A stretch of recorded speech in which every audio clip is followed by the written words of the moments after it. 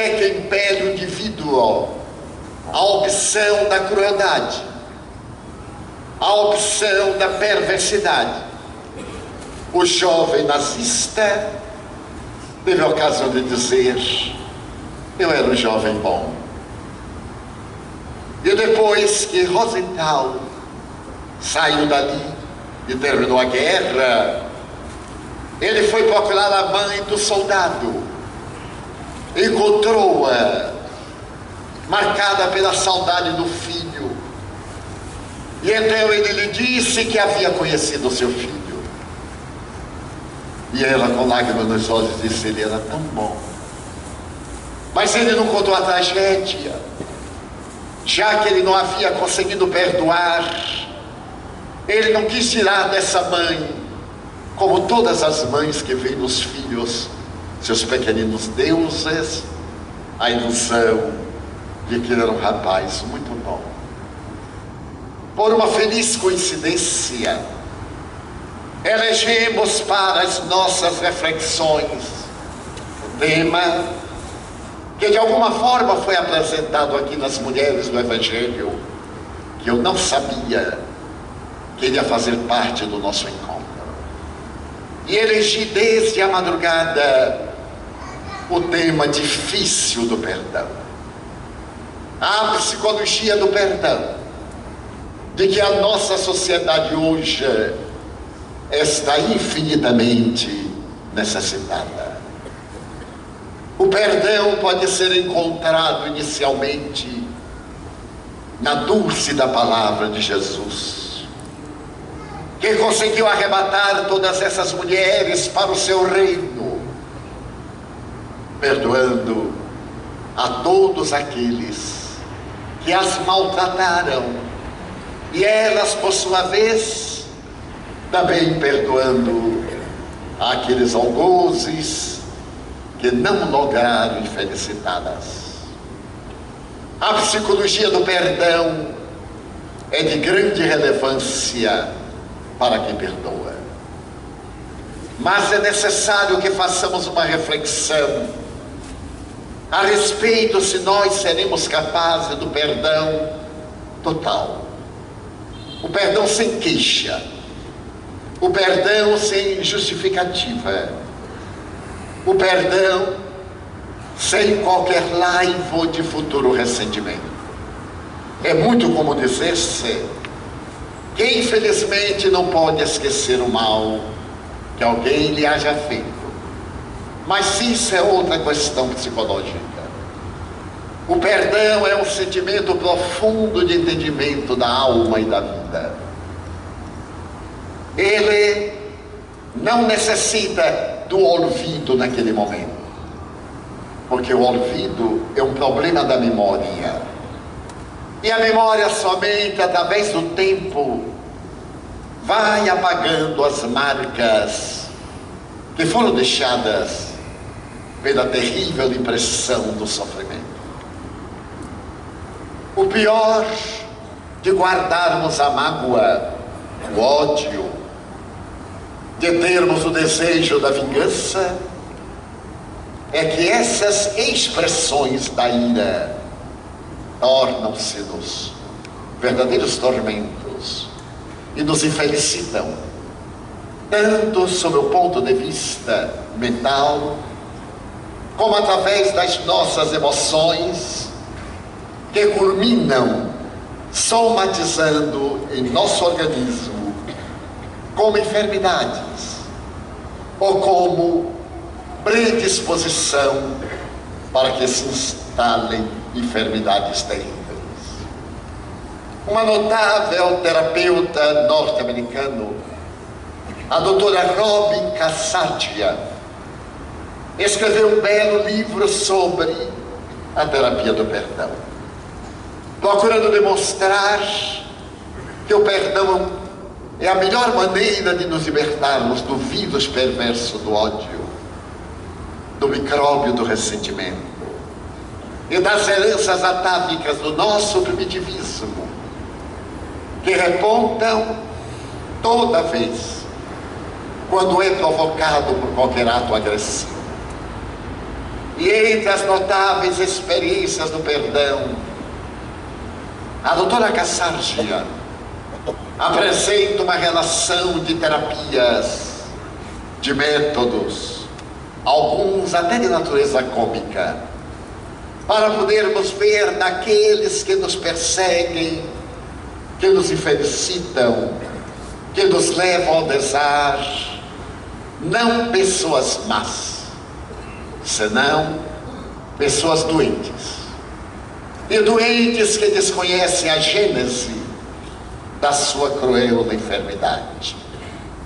Ela procura demonstrar que na raiz de toda a crueldade há alguém ferido, ferido mortalmente, seja por uma infância descuidada, por uma infância da qual se uniram lições de perversidade no lar, de abandono, de maus tratos, ou talvez pelo excesso de mimos, levando o indivíduo a uma conceituação do fútil e a uma situação do vazio existencial.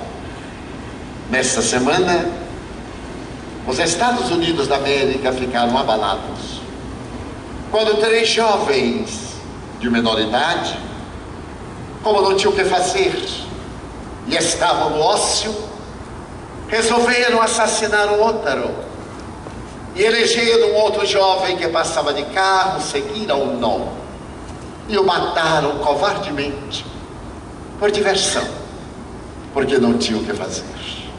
Era um jovem australiano que conseguiu uma bolsa de estudos na América.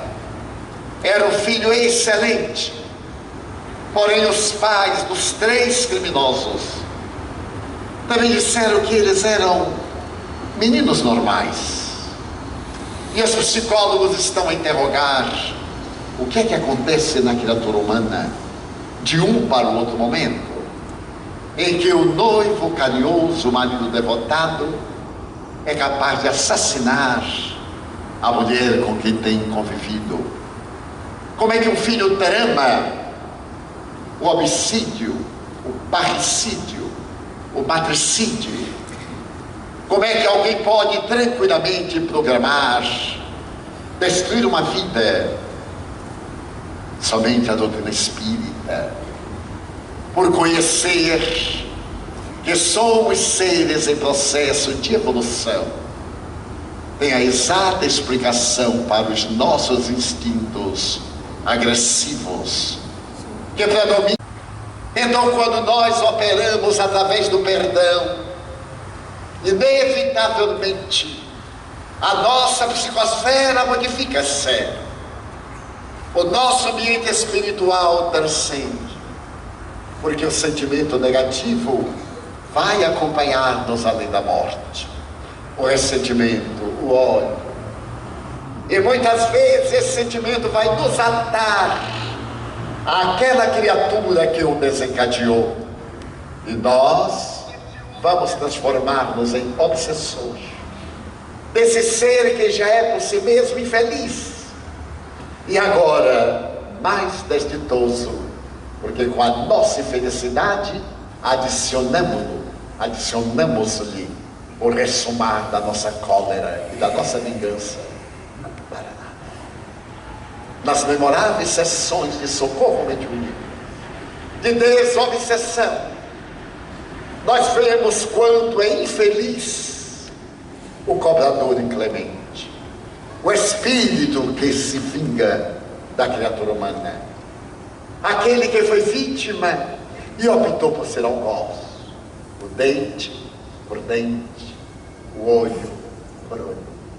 E é quanto é extraordinário o exemplo de uma Joana de Cusa que desfilou aqui, é feiticeiro que te desgraçou. Ela diz: não posso, meu filho. Um dia eu renunciei a Jesus por causa de teu pai e a ti, mas hoje não posso.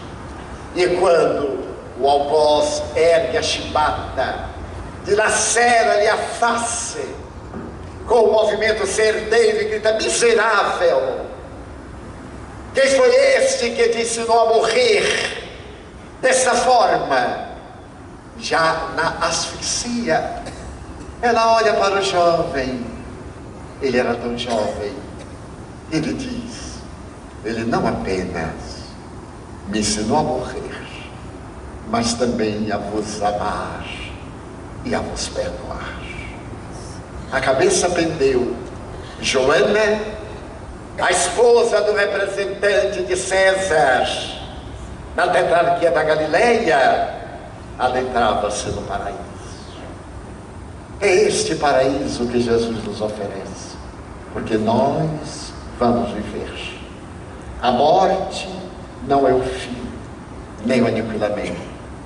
É uma ponte que nos joga no outro lado do abismo da matéria. Na mitologia grega, Caronte leva na sua barca pelo rio Estígias aqueles que vão para o outro lado. É uma simbologia muito bela da proposta arquetípica dos gregos.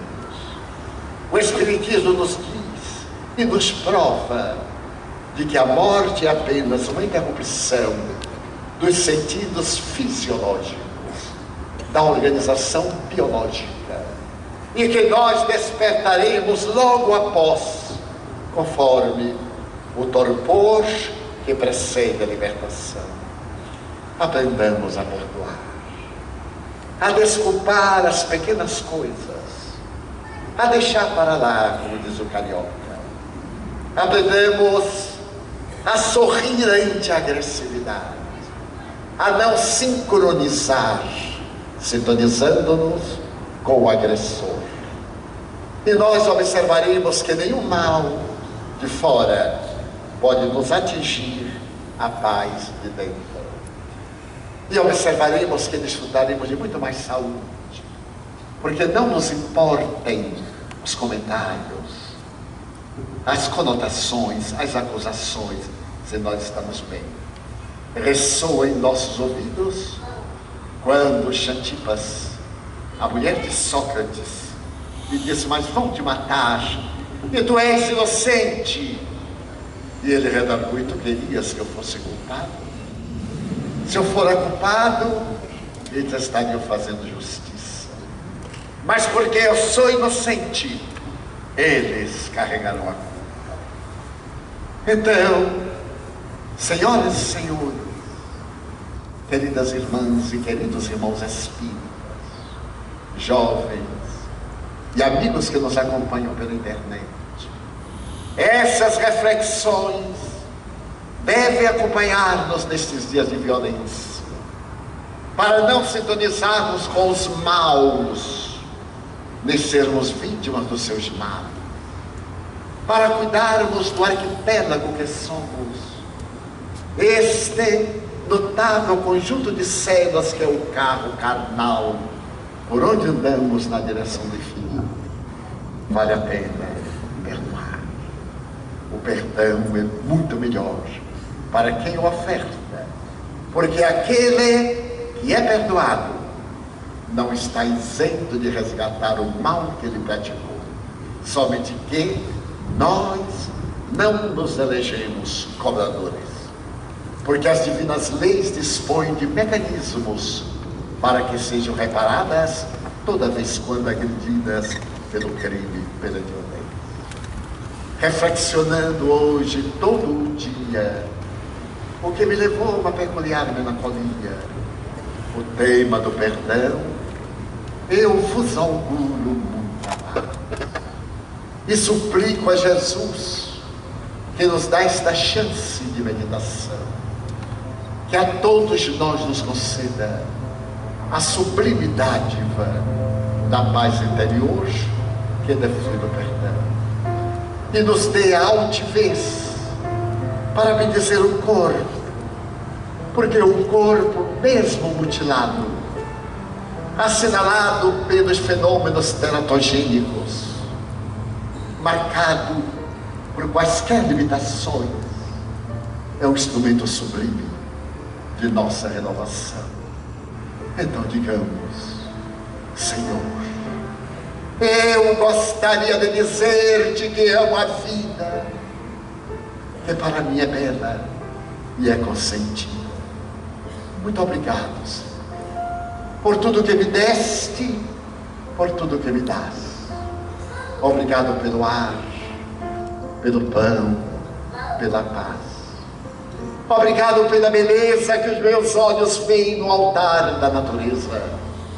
Olhos que fitam o céu, a terra e o mar, que acompanham a ave ligeira que voa fagueira pelo céu de anil, e se detém na terra verde salpicada de flores em tonalidades mil. Muito obrigado, Senhor, porque eu posso ver meu amor, mas diante da minha visão eu detecto os cegos que se debatem na escuridão, que choram na solidão, que tropeçam na multidão.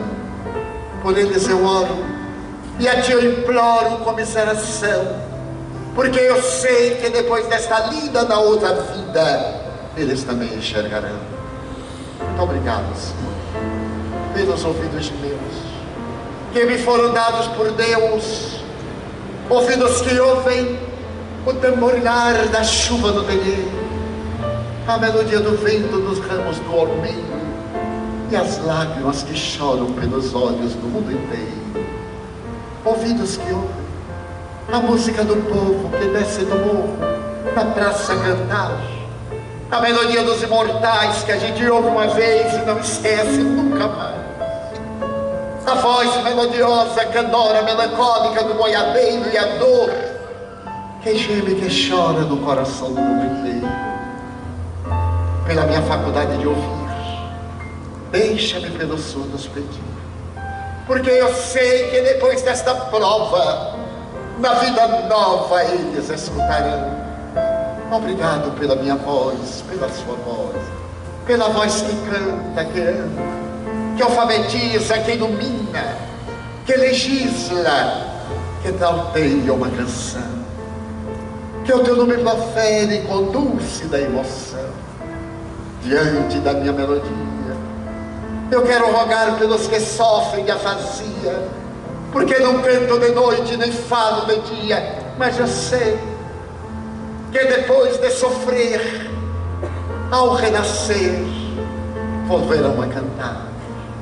Obrigado pelas minhas mãos, mas também pelas mãos que aram, que semeiam, que agasalham, mãos de ternura, que libertam da amargura, mãos que apertam mãos, mãos dos adeus, mãos de sinfonias, mãos de cirurgias, mãos de psicografias, mãos de poesias, pelas mãos que atendem a velhice, a dor, o desamor, pelas mãos que no seio embalam o corpo de um filho alheio, sem receio, e pelos pés que me levam a andar sem reclamar.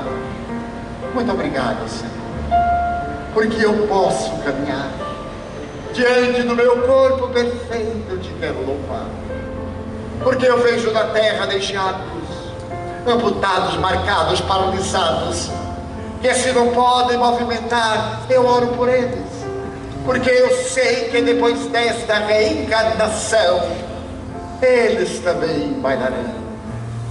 Muito obrigado por fim, pelo meu lar. É tão maravilhoso ter um lar. Não é importante se é uma mansão, uma favela, uma tapera, um ninho, um gravato de Douro, um bangalô, uma casa no caminho, um duplex, seja o que for, mas que dentro dele exista a figura do amor de mãe, ou de pai, de mulher, ou de marido, de filho, ou de irmão, pelo menos a companhia de um cão, porque é muito doloroso viver na solidão. Mas se eu a ninguém tiver para me amar, nem um teto para me agasalhar, nem uma cama para repousar, nem aí reclamarei. Pelo contrário, eu direi: obrigado, Senhor, porque eu creio em Ti, Obrigado, Senhor, porque eu nasci. Pelo teu amor. Obrigado, Senhor, pela sua decisão. Muito obrigado, Senhor.